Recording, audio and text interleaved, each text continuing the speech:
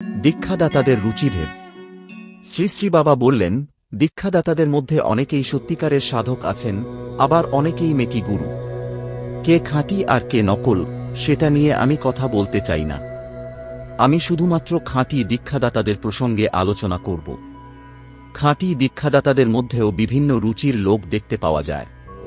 কেউ কেউ আছেন যারা শিষ্যকে বছরের পর বছর পরীক্ষা করে তবেই দীক্ষা দেন। আবার কেউ আছেন যারা বেশি সময় নেন না, তাদের এক স্নিগ্ধ দৃষ্টিতেই শিষ্যের অন্তর্নিহিত গুণাবলীর বিশেষত্ব উপলব্ধি করেন, তবে শিষ্যের মধ্যে অনুকূল ভাবের পরিপূর্ণতার জন্য মাসের পর মাস অপেক্ষা করেন।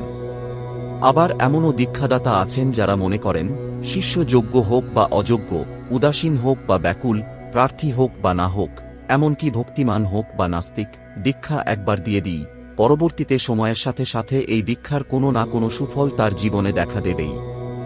দীক্ষাদাতাদের এই বিভিন্ন রুচির পার্থক্য লক্ষণীয়।